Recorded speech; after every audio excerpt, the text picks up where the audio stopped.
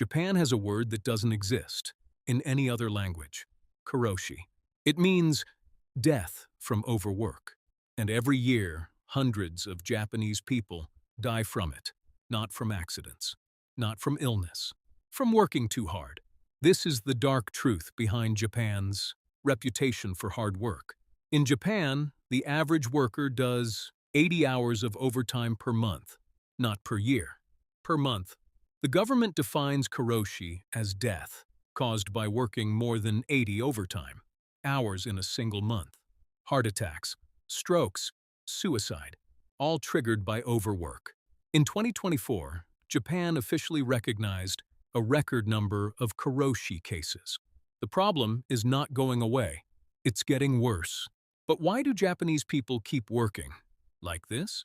3 reasons. First, loyalty culture. In Japan, leaving before your boss is seen as disrespectful. Even if your work is done, even if it's midnight, you stay because everyone stays. Second, the unspoken rule of unpaid overtime. In many Japanese companies, overtime is expected but not always paid. Refusing means you're not a team player. And in Japan, being seen as selfish is one of the worst things you can be. Third, identity. For many Japanese people, their job is their identity, not a means to an end, their entire self-worth.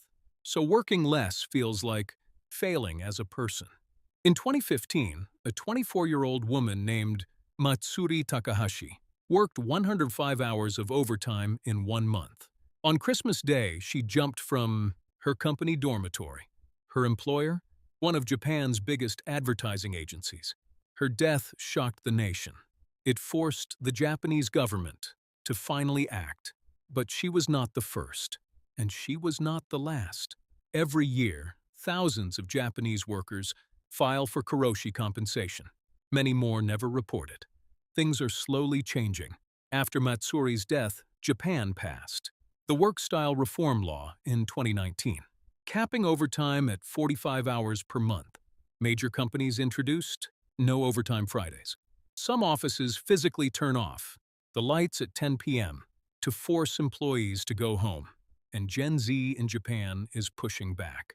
They're the first generation to openly say, "My life is more important than my job." But the culture runs deep. Old habits die hard. And karoshi cases are still rising. Japan is one of the most fascinating and contradictory countries on Earth. A place of incredible beauty, technology, and culture, built on a system that sometimes kills its own people.